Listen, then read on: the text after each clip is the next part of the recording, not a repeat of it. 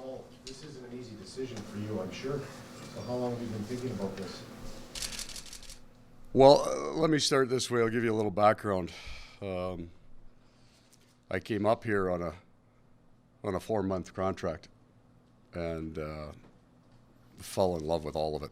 The ownership, management, players, the staff, the city, the fans, the snow, the cold, and found a home.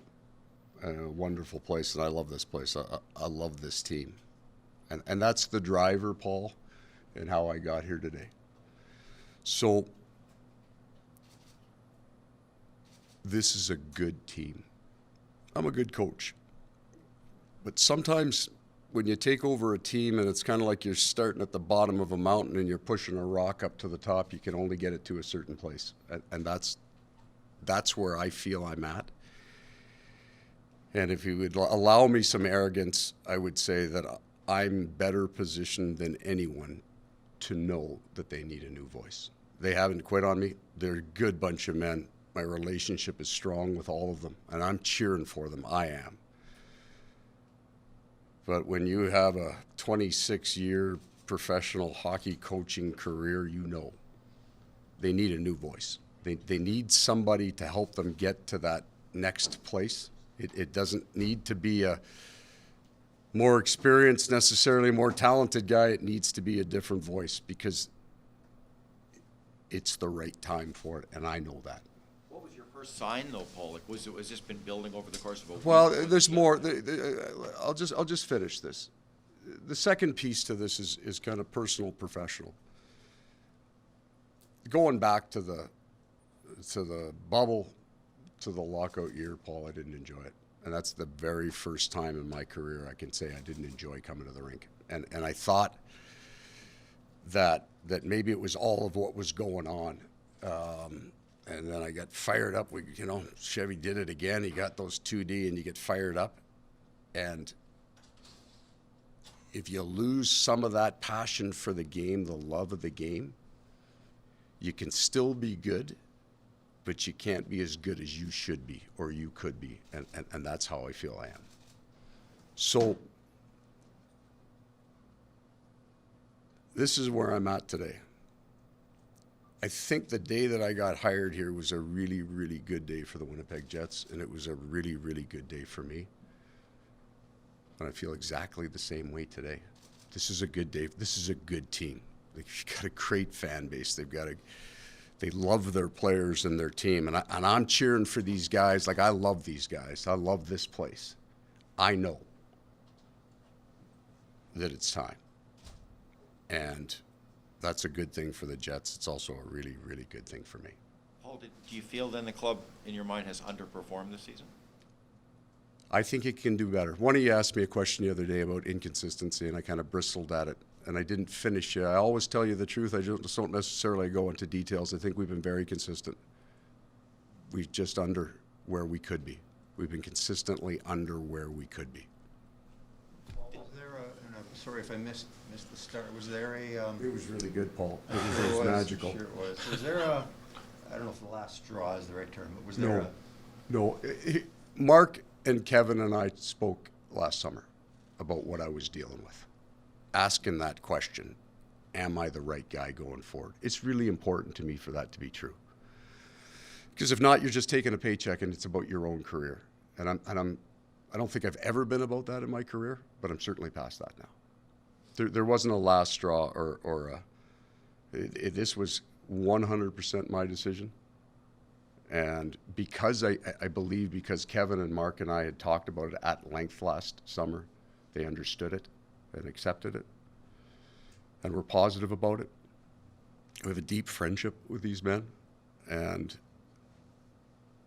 it's really important that I do the right thing by that friendship as well, and I would have ground and just grind and try to make it better, but I believe they need a new voice. I do.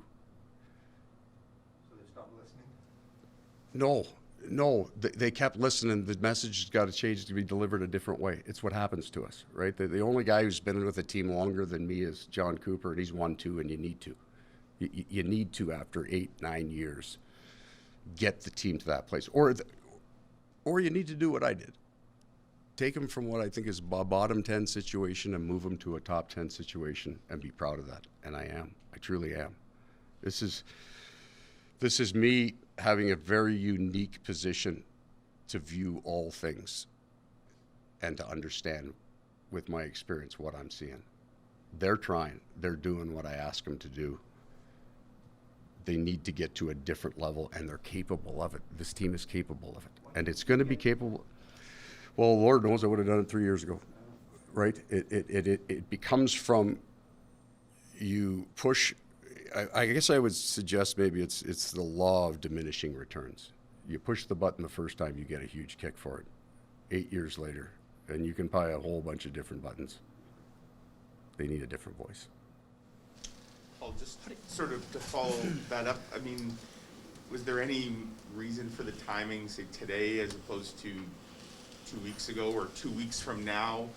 I mean, and on sort of Freezer's question, like if you guys win the last 2 games, are we even having this discussion today? Well, that happened a couple times. We won a few. Got off to a tough couple games, fine. This is a far longer runway on this than a loss to Buffalo, fellas. It's Jamie Compound's returning today. That makes it possible. I wanted to ask, I had meant to ask you that at some point anyways about just Jamie's absence and how that, I mean, we know how it affects. Yeah, I mean, it was absence, except I was on the phone with him 4 hours a day. The man won't shut up. So, no, I mean, he was involved in many, many ways with our group, and that he was here when I had this conversation with Mark and Kevin in the summertime. So this is a long build. I just felt I had done well and done my best. And I truly do love these guys. And I'm looking at them going like you'd like one of your kids going, you need to fix something here. And it's me. I'm not embarrassed by it. I'm tremendously proud of the work that we've done here, and I get to stay that way. I'm not going to be looking back 2 months from now going, you knew you should have stepped aside and you didn't, and that's wrong. I get to at least feel I've done it right. Did you try this sooner? I'm sorry? Did you try this sooner and Mark said no? No. The relationship is not like that. We talk and we listen, and I felt I had a great summer, changed a bunch of things about training camp. I couldn't find the right grab on this team, and you could see it in the way we played. Yeah, they played hard, but so much of this game is emotion and drive, and as the head coach, you have to bring that. And it was just a really small return for that energy, and that's why coaches get changed. Your players know already, I'm Paul? sorry. Sorry. I was just going to say, what's going on in here right now? I feel good. I feel good. I don't have a game to coach tonight, and I don't have to get a job tomorrow. And in 26 years, it's probably the first time I could say that. When did you talk to the players? Did you talk to a lot of them as a group, one-on-one, or is this? No, all of them together. I had a brief conversation with Blake when he came in this morning. I felt I owed that to him, and then I spoke to them all as a group. Well, do you feel like you just need, I mean, given how much you love coaching, do you just need a break, or have you reached the coaching end, or? I don't know the answer to that. I don't. I would tell you that you're a performer just like the player, and you have to be at your best, and I'm a pretty honest critique of my performance. I am. Maybe sometimes a little too critical with it, but I'm honest about it with myself. And the only way I would step back again is if I felt I could be even better than I was before, and that's not today. And I'm not going to be working beside you anytime soon, Weaver. Your job's safe, my friend. You're good. Well, how did Blake and the players react? Blake was great. We have a deep relationship built on great respect for each other's performance.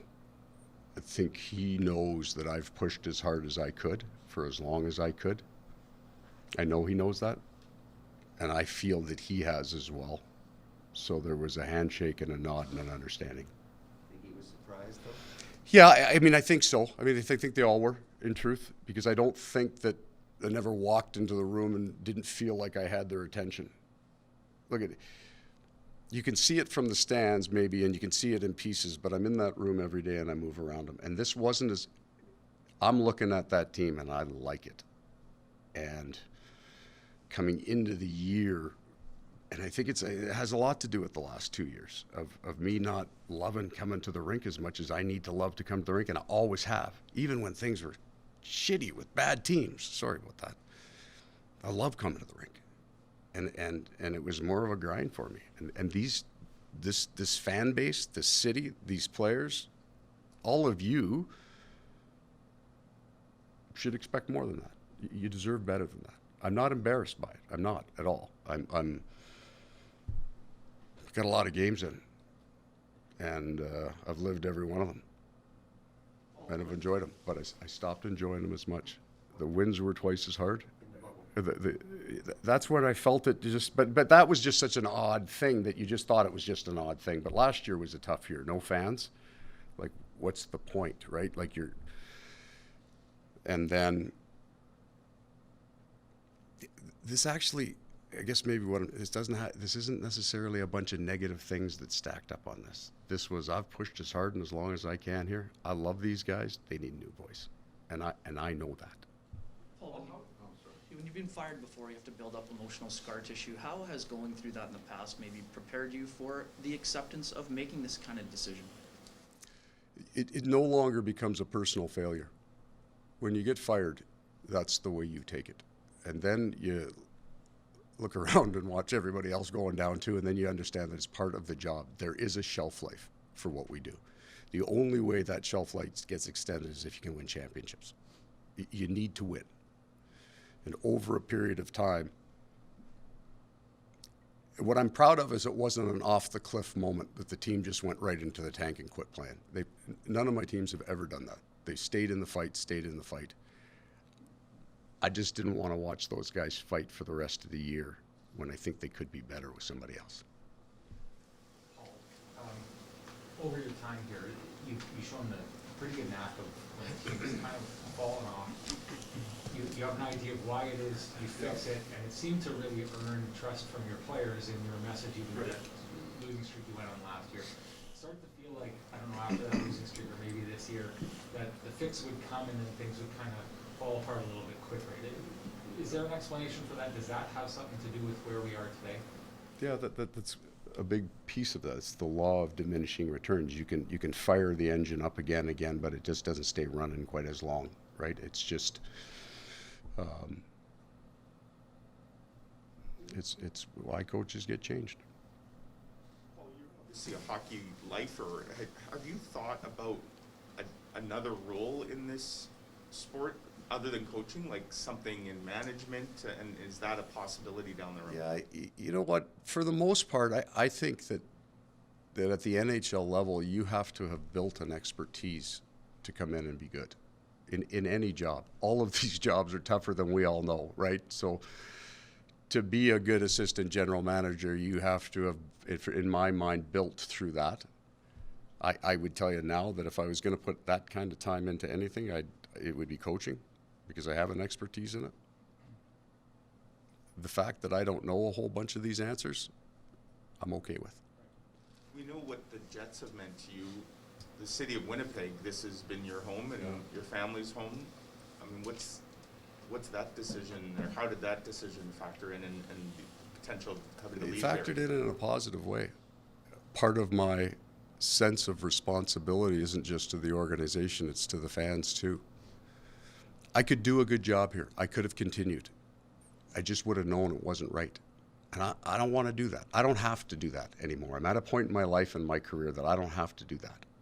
I think a new voice, this group, this town, is going to be great. And I don't think the window's closing. I think the opposite is true. I think they're just coming into it. So you would say, well, why would you just hang around for that and see? Just maybe. It's not right. I know it. Would you say a younger Paul Maurice would have had to be dragged out of here kicking and screaming? No, a younger Paul Maurice would never have survived 8 years. I've been fired a long time ago. I did a good job here. I'm proud of my work. And is this home for the Maurice family? Like, you guys have put down roots? I hope so. But I guess I've been leading the caravan here in the Maurice family for a long time. I may have to maybe there'll be a new driver. Are you leaving the organization? For now, because I think it's a distraction then if I'm around, right? I think it's a good time. We're probably maybe even better friends today than it might have been yesterday. If that conversation comes up, it comes up, and it'll be a good one. What can Dave offer? We talked at length about when Dustin left and the timing of when he left, what it did to this team, the problems with the Yeah. where you are today and talking about the last couple of years and things falling off, is there any regret that you didn't make this decision in the summertime? No, there isn't. I came to a good understanding, I thought, of where I was at. With the changes that we did on how we run, and part of my feeling, the continuation maybe of this feeling, is that this team's not performing the way I want it to. So had we been able to do that, boom, we're off and running, and I'm energized, and I would have said that block of time is related to what everybody's gone through. So no, I felt right coming back. I felt right, but it was still there. As far as Dave and moving forward, Jamie coming back and Charlie and Wade, I mean, what's your feeling on the group moving forward? Oh, they're going to do a good job. I know when I'm talking to them that they have got good ideas and good places, and they're smart, and they're a good. There's good texture in the mix. There's different kinds of personalities in there. They're going to do real well. They just need to hear it a different way. Paul, after the loss in Edmonton there, you were buzzing and Yeah. and we talked after, and I don't, I mean, you said you thought this team So that's what changed, I guess, is what I'm asking from that point. that was my expectation. That was my vision of what it could be, and it wasn't there enough. So that's where I felt I think they get back to that. But I'm not 100% sure they would have got back to that with me, so it's not right. I like this team. So that Edmonton game, for me, maybe the mini game in mini, which was just a grinder kind of game, but that Edmonton game for me that's this team. And I think I give it a chance to be that team now. But I'm just trying to understand how you can't, like, you couldn't just bottle that. Like, for you personally, I know, like it sounds funny, but. Yeah, there are a couple of cracks in the bottle.